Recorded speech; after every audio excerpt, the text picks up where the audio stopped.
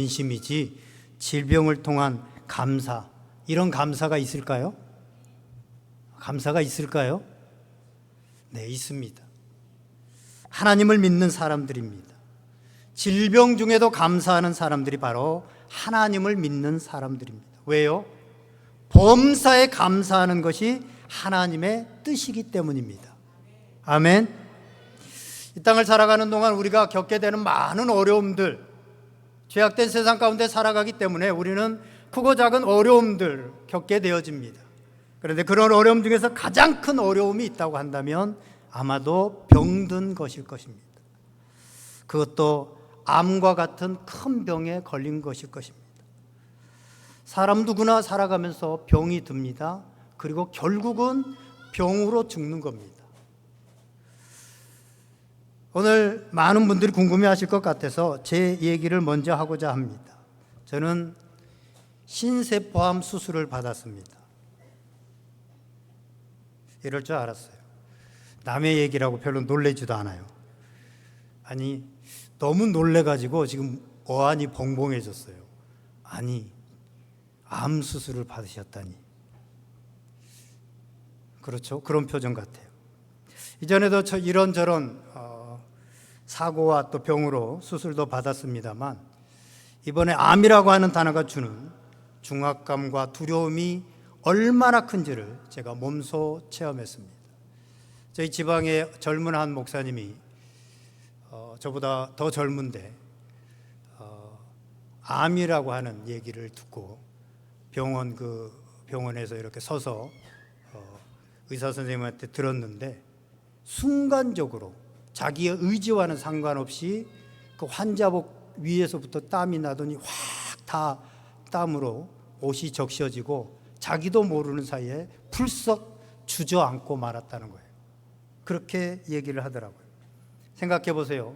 암과 같은 중병에 걸리게 되어지면 교회 봉사나 일상이 무너질 뿐만 아니라 곧 죽게 된다는 생각 때문에 그동안 돈 벌고 열심히 살았던, 아둥바둥했던 그 삶이 전혀 무의미해집니다. 돈을 조금 더 벌기 위해서 더 높은 자리로 올라가려고 했던 그 모든 것들이 아무 의미 없게 그렇게 다가옵니다. 중병에 들면 몸만 아픈 것이 아닙니다. 거기로 끝나면 괜찮은데 마음이 아픕니다. 내가 가족의 이제 짐이 되었구나. 내가 가족의 짐이 되었구나. 이러다 죽으면 남아있는 가족들은 어쩌지? 라고 하는 마음이 아픕니다. 뿐만 아니라 우리 믿는 사람들은 영적인 것도 따라옵니다. 내가 죄를 지어서, 남모른 은밀한 죄를 지어서 이렇게 아픈 것인가? 하나님께 순종하지 않아서 내가 벌을 받은 것인가 하는 생각이 듭니다. 그러다가 그 생각이 더 진전하게 되어지면 이런 생각도 합니다. 영상에서 보았듯이 나보다 더 큰 죄 지은 사람들이 세상에 얼마나 더 많은데 왜 하필이면 나야? 그래도 나는 최선을 다해서 하나님 앞에서 살아가려고 했는데 왜 하필이면 나야? 라고 하는 생각이 듭니다. 하나님의 사랑을 의심하게 되고 기도해도 낫지 않으면 믿음이 무너져 내립니다. 이처럼 아픈 것은 여러 가지 많은 문제들을 계속해서 가져오게 됩니다. 그리고 이것을 누구에게 말한다고 해서 그것을 누가 공감해 주지도 잘 못합니다. 그래서 누군가에게 말하는 것도 힘듭니다. 그냥 숨기고 말지. 특별히 목회자는 더 힘듭니다. 자기 몸이 아프다는 것을 드러내는 것은 참으로 힘든 일입니다. 목사가 감기만 걸려도 교인들한테 죄 짓는 것 같고, 자기도 못 고치면서 뭘 기도해서 누구를 고친다고 라고 볼까 봐, 더 나아가서 교회 부흥과 성장에 방해가 될까 봐. 그래서 실제로 서울 온누리 교회를 개척하고 세우신 하용조 목사님, 아실 분들은 아실 겁니다. 젊은 시절에 교회를 개척해서 교회가 한참 부흥하고 이제 특별 새벽 기도를 하고 막 나아가는데 몸이 아파서 병원에 갔더니 간암이라는 거예요. 그 젊은 나이에. 그래서 병원에서 빨리 수술을 하지 않으면 이게 온몸으로 전이가 돼서 위험할 수 있다는 얘기를 들었습니다. 그런데 목사님은 도저히 이것을 교회와 성도들에게 말할 수 없어서 몰래 미국에 가서 수술을 받고 그 후로도 7번이나 재발해서 재발했는데도 교회에 말할 수 없었노라라는 간증을 들은 적이 있습니다. 저도 이번에 아파서 병원에 갔는데 검진 과정에서 몸에 혹이 발견되어져서 큰 병원에 가보라고 했습니다. 그래서 다니던 병원에 갔더니 아무렇지도 않게 이런 경우는 CT를 보더니 70~80%가 암입니다 라고 그냥 덤덤하게 얘기하는 겁니다. 그래서 어차피 수술해야 한다고 하니까 기왕이면 더 큰 병원에 가보자 라는 생각이 어떻게 연결돼서 대학병원에 갔습니다. 갔더니 그 분야의 전문가 의사 선생님이 이런 경우는 90% 암입니다. 그렇게 그냥 덤덤하게 70~80%는 그래도 희망이 보였는데 90%입니다. 그것도 전문가가 굉장히 권위 있는 그런 선생님 90% 암입니다 라고 말씀하셨습니다. 그 말은 떼봐야 알지만 이건 100%입니다 이 말이죠. 그렇게 말할 수 있는 거. 그런데도 저는 여러분들에게 또 당해에도 암수술 받게 되었다라고 말할 수 없었습니다. 그리고 암수술 동의서에 사인하고 여러 가지 사인을 굉장히 많이 하더라고요. 죽을 수 있다 여기까지. 수술을 받고 바로 내려와서 당해를 했습니다. 그때도 저 암수술 받고 왔습니다 라고 말할 수 없었습니다. 이것이 목회자의 비겁함입니다. 그런데 오늘 본문을 보면서 제가 생각이 바뀌었습니다. 오늘 우리가 읽은 본문에 사도 바울이 나옵니다. 그는 몸에 가시가 있었다라고 말하고 있습니다. 그의 몸의 가시를 대부분의 성경학자들은 몸의 질병으로 봅니다. 바울같이 기도로 많은 병자를 고치고 죽은 사람도 살려내었던 하나님의 종, 그 종이 병이 들 수 있습니까? 그렇습니다. 욥과 같이 어려운 사람도 히스기야 같이 훌륭한 개혁을 했던 왕도 바울과 같이 훌륭한 사도도 병이 들 수 있습니다. 바울은 병이 무엇인지 정확하게 성경에 나와 있지 않지만 바울은 그 병으로 인하여서 많은 제약을 받고 굉장히 힘들었던 것 같습니다. 그래서 그 질병을 고쳐달라고 하나님께 간절히 3번 기도했다라고 말합니다. 3번 기도했다고 하는 것은 단순히 숫자적으로 3번 기도했다는 것이 아니라 정말 간절히, 누가 간절한 기도는 간이 절절하도록 드리는 기도라고 하더라고요. 간이 절절하도록 드리는 기도는 당신 암입니다, 당신 죽게 되었습니다 라고 할 때 그런 기도가 나옵니다. 그런데 바울은 그런 기도를 했습니다. 3번 기도했다는 것은. 그때 하나님께서 뭐라고 응답하셨습니까? 고린도후서 12장 9절입니다. 다 같이 한번 읽겠습니다. 12장 9절 시작. 나에게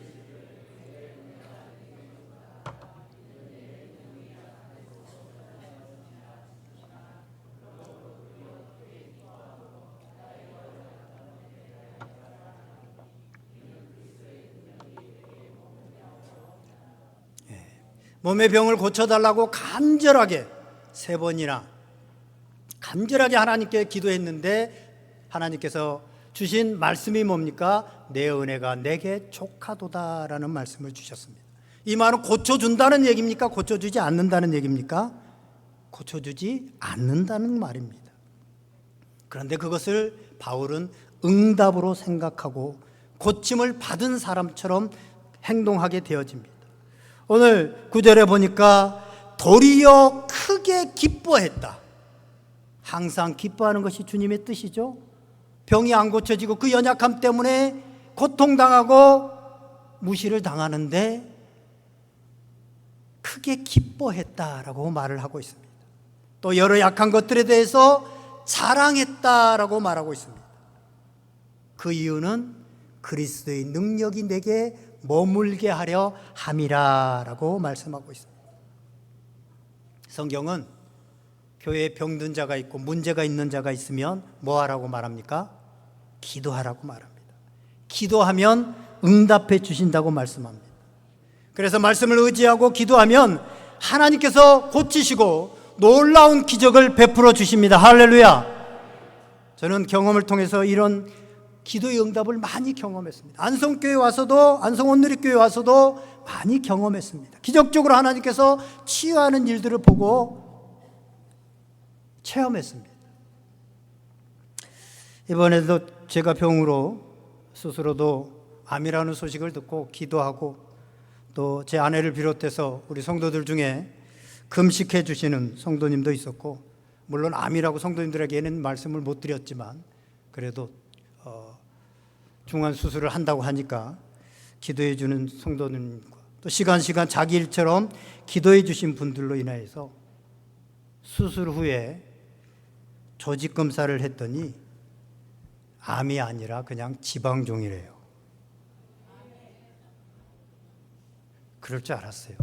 아까도 안 놀리더니 고쳐졌다는데도 암이 아니라는데도 별로 안 기뻐하는 것 같아요. 의사 선생님이 캐톨릭의 신자더라고요. 목사님이십니까? 그렇게 물으시더라고요. 기도는 응답됩니다. 기도는 역사를 이룹니다. 그 많은 암 환자와 CT를 봤던 의사 선생님이 90% 이상 암입니다라는 것은 100%입니다라는 얘기예요. 그런데 그냥 지방종입니다. 별거 아닙니다. 그냥 돌아가시면 됩니다. 몸만 잘 추스리시면 됩니다. 아무 치료할 필요도 없고 병원에 오실 일도 없습니다. 나중에 잘 됐는가만 한번 확인해 봅시다. 수술 잘 되는가. 그런데요, 분명히 저는 암으로 수술 받았는데 사인하고 암이라는 암 수술한다고 사인했어요. 그런데 암이 아니라고 합니다. 놀라운 기적이죠. 기도는 이런 기적을 일으킵니다. 그런데 문제는 모두가 다 이렇게 기도하면 치유받느냐? 그렇지 않는 것이 사실이라는 것입니다. 치유받지 못한 사람들은요, 치유받은 사람들을 보면서 그 치유받은 사람 하나님을 찬양하고 건강 주심에 대해서 감사할 때 마음이 더 무거워집니다. 감사할 수가 없습니다. 왜 나는 안 고쳐주시지? 나는 왜 이렇지? 그래서 오늘 저는 그 말씀을 여러분들과 나누려고 합니다. 예수님께서 구하면 응답해 주시겠다고 분명히 약속했습니다. 그런데 우리는 질병이나 문제가 해결되기를 구했는데 응답받지 못했다고 생각하는 경우가 굉장히 많습니다. 왜 그럴까요? 마태복음 7장 11절 보면 이렇게 말씀합니다. 너희가 악할지라도 좋은 것으로 자식에게 줄 줄 알거든 하물며 하늘에 계신 너희 아버지께서 구하는 자에게 좋은 것으로 주시지 않겠느냐. 아멘. 주님은 우리가 구하는 대로 주시는 것이 아니라, 우리가 구한 대로 주시는 것이 아니라 구할 때 좋은 것으로 주신다는 거예요. 만약 우리가 구한 대로 주시면, 응답해 주시겠다고 한다면 우리는 무서워서 기도도 제대로 못합니다. 나를 힘들게 하는 사람들을 향해서 다윗처럼 그들의 뼈를 꺾어 주시옵소서, 그들의 이빨을 꺾어 주시옵소서 라고 우리는 악해서 기도할 수 있어요. 나를 화나게 하고 나를 열받게 하고 힘들게 하는 사람들, 다윗도 심지어 기도하는데, 그런데 그 기도가 다 기도한 대로 응답된다면 어떻게 돼요? 우리 오늘의 교회에 주일마다 팔 부러져서 온 사람, 이빨 2개 빠져가지고 온 사람, 이런 사람들로 넘쳐날 거예요. 그래서 우리가 기도한 대로 되어지면 안 됩니다. 이처럼 내가 구하는 것이 이루어지면 진짜 그것이 좋은 것인지 좋지 않는 것인지 그것조차 우리는 잘 모릅니다. 몸이 아파서 고침받기를 원했는데 그것 때문에 영혼을 잃어버렸다면, 믿음을 잃어버렸다면, 고친 것 때문에 영혼을 잃어버렸다면 그것은 전부를 잃어버린 것입니다. 그래서 사실은 우리는 정말 좋은 것이 무엇인지 잘 알지 못합니다. 그래도 우리는 아프면, 문제가 있으면 고쳐주세요, 해결해주세요, 그렇게 마음껏 기도할 수 있는 것은 모든 것을 아시고 가장 좋은 것이 무엇인지 우리에게 그것을 주시는 하나님께서 좋은 것으로 응답해 주시기 때문에 우리는 마음 놓고 기도할 수 있는 겁니다. 그렇지 않으면, 우리가 기도한 대로 응답한다면 우리는 마음 놓고 기도할 수도 없습니다. 그런데 성경은 그 좋은 것을 뭐라고 말합니까? 마태복음 7장 11절과 병행 구절 같은 말씀을 기록한 누가복음 11장 13절에 보면, 너희가 악할지라도 좋은 것을 자식에게 줄 줄 알거든 하물며 너희 아버지께서 구하는 자에게 성령을 주시지 않겠느냐. 아멘. 그 좋은 것은 바로 성령입니다. 우리가 무엇을 기도하든지 하나님께서는 성령을 주신다는 것입니다. 우리가 몸이 아파서 주님은 병든 자들을 위해서 병든 자들이 기도할 때 하나님께서 그 기도에 응답해 주시는데, 무엇으로 응답해 주신다는 거예요? 성령을 주신다는 거예요. 그런데 저희들은요, 저는 제 질병을 위해 기도했는데 기도가 응답받지 못했어요. 저는 어떤 문제를 놓고 기도했는데 응답을 받지 못했어요. 이 말은 뭐예요? 내 몸의 병이 고쳐지지 않았고 내 문제가 해결되지 않았습니다 라는 얘기입니다. 그런데 주님은 우리가 기도한 대로 응답한 것이 아니라 좋은 것으로 응답하시는데 그것이 성령이라고 분명히 말씀하고 있습니다. 우리가 몸이 낫고 문제가 당장 해결되었는가 아닌가로 기도 응답을 생각하니까 응답이 되었다 안 되었다라고 생각을 하고 평가를 합니다. 그러나 우리의 기도는 다 응답됩니다. 성령이 오시면 기도는 응답된 것입니다. 그리고 그 성령님은 내 문제를 가장 좋은 방법으로, 가장 좋은 상태로 이끌어 가시기 때문입니다. 마태복음 사도행전 7장에 보면 스데반 집사님의 얘기가 나옵니다. 잘 아시죠? 스데반 집사님이 부활하신 예수님 그 복음을 증거하다가 돌에 맞아서 죽을 상황에 처하게 됩니다. 그때 스데반 집사님이 기도합니다. 그 기도의 응답은 뭘까요? 여러분들이 생각하는, 지금 복음을 전했는데 사람들이 돌을 들어서 자기를 치려고 합니다. 그때 그 기도의 응답은 뭡니까? 돌을 들었는데 그 돌을 든 사람의 손에 마비가 와가지고 돌을 던지지 못하고 그냥 자기 머리로 툭 떨어뜨리는 거. 그걸 보면 이야, 역시 기도가 응답되는구나. 아니면 돌을 던지려고 막 돌을 던졌는데 스데반 집사님이 순간적으로 공간 이동을 해가지고 하나님께서 옮기셔가지고 안방에, 자기 집 안방에 가서 니들 뭐하냐 하고 이렇게 바라보고 있으면 역시 기도는 응답이 돼. 하나님은 기도하니까 역시 역사하시는구나 라고 생각할 겁니다. 우리가 기도 응답이라고 생각하는 건 그런 겁니다. 그렇죠? 그런데 실제로 스데반은 어떻게 됐습니까? 기도했는데 무자비하게 돌에 맞아서 그냥 죽었습니다. 이런 상황에서 스데반의 기도가 응답됐다고 해석할 수 있는 사람이 누가 있습니까?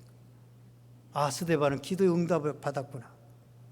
그런데 그 본문을 보면 스데반은 성령이 그 돌에 맞는 그 순간에 성령이 충만해서 하늘이 열리는 것을 보고 예수 그리스도가 하나님의 우편에 서신 것을 보면서 자기를 죽이려고 하는 사람들을 향하여서 저들의 죄를 용서하여 주시옵소서. 저들이 자기가 하는 일을 알지 못합니다. 그렇게 기도합니다. 사실 그렇게 기도했기 때문에 사도 바울이 살 수 있었던 거예요. 만약에 그때 스데반 집사님이 내가 그리스도의 복음을 전했는데 나를 방해한 이 사람들, 그리스도의 복음을 방해한 이 사람들 쳐 죽여 주시옵소서, 하나도 남겨주지 말고 다 죽여 주시옵소서라고 기도했고 그 기도가 응답되었다고 한다면 사도 바울은 그 자리에서 죽었습니다. 왜냐하면 그 스데반을 죽이는데 앞장섰던 사람이 바로 사도 바울이었기 때문입니다. 그런데 스데반은 저들을 용서하여 주시옵소서, 주여 저 죄를 저들에게 돌리지 마시옵소서 기도했기 때문에 사도 바울이 살 수 있었고 사도 바울이 위대한 사역을 할 수 있었던 것입니다. 어떻게 이것이 가능했습니까? 기도하는 그 순간에 스데반에게 성령에 임하고 성령이 충만했고 성령이 사로잡았기 때문입니다. 그렇기 때문에 스데반 집사님은 응답을 받은 것입니다. 우리가 생각하기에는 가족들이 팔이 마비가 돼야 되고 공간 이동을 해야 되지만 스데반은 응답을 받은 것입니다. 스데반이 순교하는 것을 하나님께서 허락하신 것입니다. 그리고 그것을 감당할 만한 힘을 성령을 통해서 스데반 집사에게 주신 겁니다. 그래서 그는 그 죽음의 순간에 하늘을 우러러 천상의 일을 볼 수 있었고 기쁨으로 용서할 수 있었고 그리고 하늘로 올라갈 수 있었습니다. 하나님의 뜻에는요, 하나님이 기뻐하시는 뜻도 있고 하나님이 허락하시는 뜻도 있습니다. 하나님이 기뻐하시는 뜻은 온 인류가 예수님을 믿고 구원받아서 하나님의 자녀가 되는 것이 하나님의 기뻐하시는 뜻입니다. 그런데 이 세상에는 오늘 본문에 나오는 것처럼 사탄의 사자, 사탄이 있습니다. 그 사탄은 지금도 곳곳을 장악해서 하나님의 뜻이 이루어지지 않도록, 하나님의 뜻이 이루어지지 못하도록 방해하고 있습니다. 그래서 성도들의 삶에 고난도 있고 실패도 있고 질병도 있고 고통도 있고 환난도 있고 죽음도 있습니다.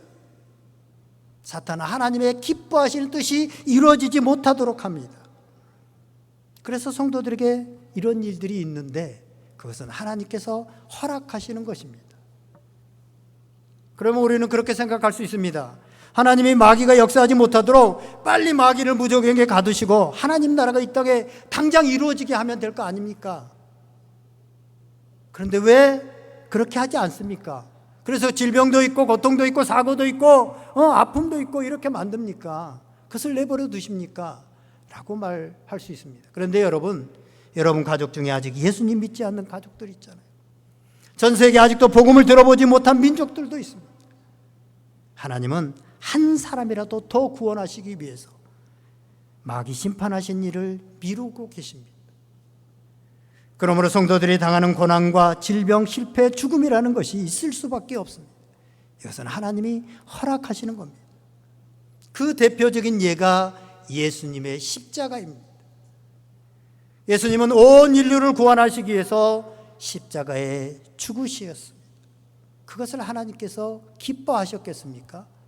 당신의 아들이, 외아들이 온갖 고통을 당하고 온갖 수모를 당하고 십자가에서 창에 찔리고 가시에 찔리고 그렇게 처참하게 죽어가는데 하나님이 그것을 기뻐하셨겠습니까? 그러나 하나님은 예수님이 죽으셔야만 온 인류를 구원하실 수 있기 때문에 하나님께서 허락하신 것입니다. 이런 일이 우리 삶 속에서도 계속해서 일어나고 있습니다. 저희 어머니가 40 정도 됐을 때 원인 모를 그런 병들로 인해서 이가 다 빠지시고 40에 이가 다 빠지셨습니다. 머리가 갑자기 다 하얗게 되셨습니다. 40에. 그때는 큰 병원도 없었을 뿐더러 제 아버지가 할아버지가 일찍 돌아가시고 워낙 가난하게 홀어머니 밑에서 그렇게 자라다 보니까 그냥 죽어야지 병원 갈 엄두도 당장 먹고 살 게 없기 때문에 제가 어렸을 때 자랄 때도 먹고 살 게 없었는데 그것보다 더 앞이니까 밭도 없었고 남의 밭을 빌려서 그 소작처럼 그렇게 해야 되는 그런 상황에서 병원에 갈 수도 없었습니다. 그런 상황에서 아버지가 붙들 수 있었던 건 누군가가 복음을 전해줬는데 그래서 예수님을 믿었습니다. 부인 살리려고. 애들 줄줄이 있는데 죽으면 어떻게 돼요? 그래서 이유는 그겁니다. 그래서 할 수 있는 방법이 없으니까 낮이고 밤이고 하나님께만 붙드는 겁니다. 그리고 기도하는 겁니다. 그래서 예수님을 믿게 되어지고 그럼에도 불구하고 병은 금방 고쳐지지 않았습니다. 그런데 그것으로 인해서 우리 온 가족이 구원 얻게 되어지고 결국 그 어머니는 요양원에도 가시지 않고 만으로 79세, 80세까지 교회에 오시는 주일날에 소천하셨습니다. 하나님께서 어머니의 병을 통해서 병을 허락하시고 우리 가족을 구원해낸 것입니다. 그리고 그 자녀들이 저를 포함해서 목회자가 3명이요, 권사가 3명이요, 그 남편들이 또 장로님이 2분입니다. 소설 빙점으로 잘 알려진 국내의 많은 문학작품이 번역된, 가장 많은 아마 일본 작가 중에 많은 책들이 번역된 미우라 아야코라고 하는 여류 작가가 있습니다. 20대 당시의 불치병이었던 폐결핵에 걸려서 투병 중에 예수님을 믿게 되어집니다. 그리고 세례를 받게 되어지고 그리스도인이 됩니다. 그 후로 그는 척추 카리에스라고 하는 결핵성 척추염까지 발병해서 13년간을 병원에서 요양하면서 거의 일어나지 못하고 누워서 13년을 보내야 됐습니다. 말년에는 직장왕과 파킨슨병에 시달리면서 고생을 하면서 싸워야 됐습니다. 그러나 그 사이에 수많은 책들을 통하여서 하나님이 살아계시고 하나님이 사랑하시고 길과 진리가 되신다고 하는 사실들을 온 세계에 알리는, 특히 일본에 알리는 사람이 되었습니다. 그 미우라 아야코가 죽음 앞에서 유언한 말은, 질병은 나에게서 건강밖에 빼앗아가지 못했습니다. 오히려 나에게 많은 것을 선물로 주었습니다 라고 말했습니다. 그래서 여러분, 병든 것과 병들지 않는 것, 고침받은 것과 고침받지 못한 것 중에 어느 것이 더 하나님께 영광을 돌리는 것인가, 쉽게 속단하면 안 됩니다. 당연히 고침받은 것이 응답받는 것이라고 속단하지 마세요. 병이 있기 때문에, 계속 그 아픔이 있기 때문에 하나님을 계속해서 붙들 수 있고 하나님에게 나올 수 있다고 한다면 그것이 축복입니다. 일이 안 풀리는 것이 오히려 하나님께 영광이 될 수 있습니다. 일이 풀린 것 때문에 교만해져서 하나님을 떠나가게 된다면 그것은 축복이 아닌 것입니다. 저는 생각해 보니까 길지 않은 인생을 살았는데 사람이 죽을 수 있는 건 다 경험한 것 같아요. 사람이 죽을 수 있는 걸 생각해 보니까 보통 3가지 정도겠더라고요. 하나는 사고로 죽습니다. 그렇죠? 사고로 죽고, 하나는 심장마비, 심장이 멎어서 결국 죽는 거잖아요. 그리고 아니면 암으로 죽습니다. 근데 저는 이 3가지를 다 경험했습니다. 지붕에서 떨어져서 1달 이상 병원에서 머리가 다 찢어져서, 또 심장에 멎을 뻔한, 그래서 급하게 시술을 해야 되는, 또 이번에는 한참 동안 어쨌든 암이었잖아요. 그 결과가 나올 때까지. 그런데 멀쩡하게 여기 서 있습니다.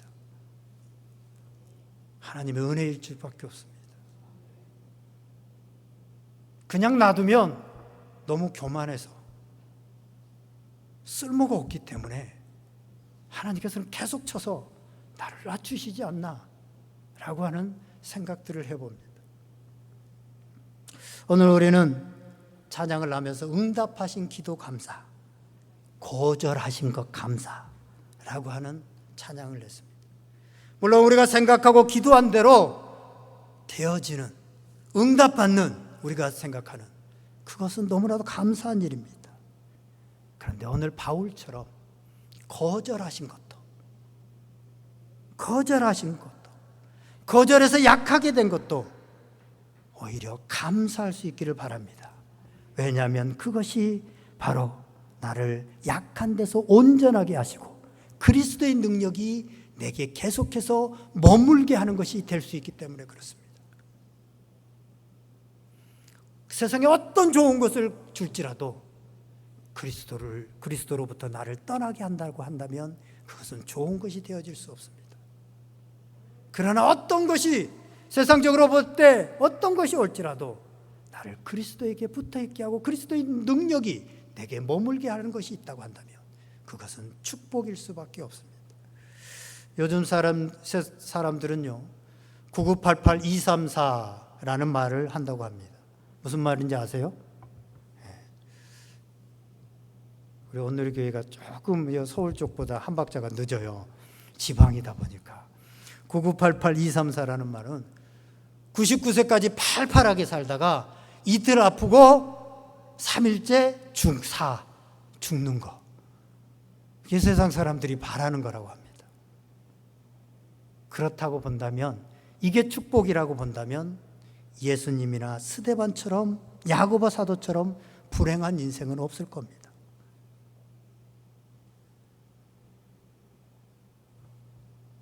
하나님의 뜻을 이루는 것이 9988-234가 축복이 아니라 하나님의 뜻을 우리의 삶을 통해서 이루는 것이 축복인 줄 믿습니다. 사랑하는 여러분, 우리는 무엇이 치유이고 무엇이 응답인지를 정확하게 알아야 됩니다. 성령이 임하신 것이 치유이고 응답이라고 하는 사실입니다. 여러분들이 어떤 문제를 놓고 기도했는데 그동안 잘못한 것이 깨달아져서 회개하게 되어졌다면, 감사하게 되어졌다면, 용서가 되고 도무지 하나가 되지 못한 사람과 화해가 되어졌다면, 영원한 하나님의 나라에 대한 소망이 다시 넘치게 되어지고 죽음이 두렵지 않게 되어졌다면, 또 그것 때문에 복음이 증거되어지는 통로가 되어졌다면 그것은 성령이 임하신 것입니다.